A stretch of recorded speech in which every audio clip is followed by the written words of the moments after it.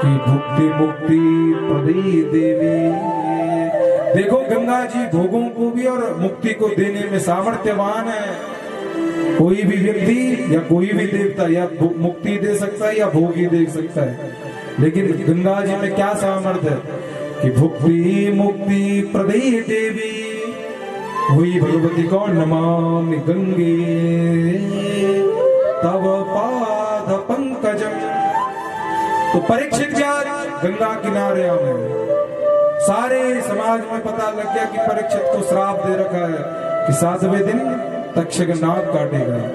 तो कौन आए कि अत्रि वसिष्ठश्च वनश्च गौतमो नरिष्ठ नेमि भृगु अंगिराश पारासरोगादिसुतोत रामा उथत्य इंद्र प्रमदेरवाहो। सारे ऋषिगण आ रहे हैं। परीक्षित सबसे एक ही बात पूछ रहे हैं कि महाराज मरने वाले को क्या करना चाहिए, लेकिन कोई उत्तर नहीं दे पा रहा है। लेकिन उसी वक्त क्या हुआ कि चमत्कार होने लगा, एक चमकती हुई हवा, उसको देखकर सारा जो आकाश है गुंजायमान होने लगा कि तत्रा भवत भगवान व्यास पुत्र। कौन आया? साक्षात जो व्यास नंदन है कि अलक्ष लिंगो मठमान पीक्षा वृतस्य बाले अवधूत वेशा। साक्षात जो परमहंस है, साक्षात जो शिव जी के अवतार हैं। हम लोग कहते हैं ना गढ़वाली में अद्भुत, वैसे सुखदेव जी अवधूत हैं। कोई शरीर का होश नहीं, शरीर में एक कपड़ा तक नहीं है, केवल 16 साल की आयु है, एक छोटे से बालक है। अनेक देवियां उनके पीछे दौड़ रही है, लेकिन उन्हें संसार से कोई मतलब नहीं है। और जैसे ही सुखदेव जी आवे तो सारे महात्मा चरणों में लेट गए। बोलिए सुखदेव जी महाराज की। ऐसा सुखदेव जी का तेज है। परीक्षित को बड़ा आश्चर्य हुआ, इतना छोटा सा बालक और सब चरणों में लेट रहे हैं। तो फिर परीक्षित भी पूजन करने लगा। सविष्णुरातोतित आगताया तस्मै सपर्या शिरसा भुजाया। परीक्षित कहता है, हे गुरुदेव आप तो सर्वस्व को देने वाले हैं।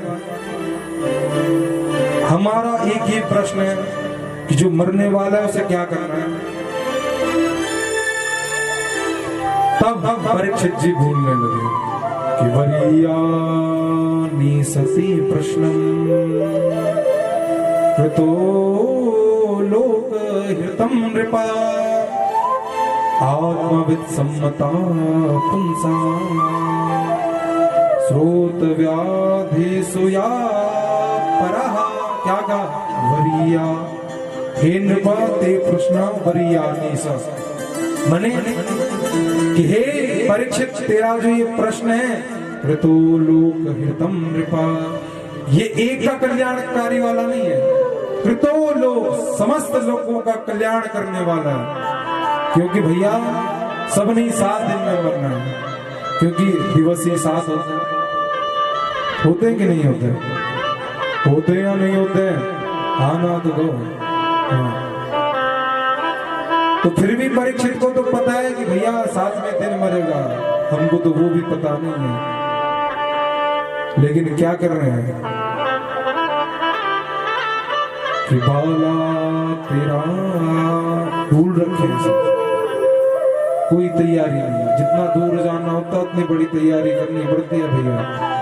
यदि आपको यहाँ से ऋषिकेश जाना हो तो सुबह जाओ, शाम को वापस भी आ सकते हो। लेकिन यहीं से यदि दिल्ली जाना हो तो भैया तैयारी लगानी पड़ेगी, सामान रखने पड़ेंगे। और वहीं से यदि महाराज और दूर मुंबई जाना हो तो रिजर्वेशन आदि टिकट करनी पड़ेगी।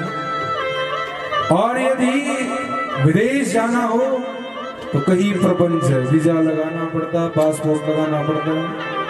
लेकिन एक देश ऐसा है जहां सबने जाना है और जीवन की सबसे बड़ी यात्रा वही है, लेकिन वहां की कोई तैयारी नहीं। बोलो राधे राधे। सब भूले हैं, कब घबराता है? जब पता चलता है कि अब जाना है, तब डरता है, अभी कुछ कर नहीं पाया। तो यदि उस डर से बचना चाहते हो, क्योंकि उससे कुछ होश नहीं है, निंद्रिया गृहति नक्तम व्यवहाय च वावयद। दिन भर विषय भोगों में रहता, रात को सो जाता है और वो भूला हुआ है। परीक्षित ने कहा तो क्या करूं गुरुजी? तो फिर बोल पड़े, तस्मात् भारत सर्वात्मा भगवान ईश्वरो हरि श्रोतव्य कीर्तितव्यस्य स्मर्तव्य चेतता भयम्। काहे भारत परीक्षित, यदि मृत्यु से बचना चाहता है तो अपना नाता गोविंद से बना, क्योंकि मृत्यु सबसे बड़ी सत्ता नहीं है, मृत्यु के ऊपर भी भगवान का नियंत्रण है। भागवत में भगवान कहते हैं कि मद भयात वाति वातोयम सूर्यस्तपति मद भया और वर्षतेन्द्रो दहत्यग्नि मृत्युश्चरति मद भया। कहा मृत्यु मेरे भय से चलती है। तो हम मृत्यु से डरते हैं, मृत्यु गोविंद से डरती है।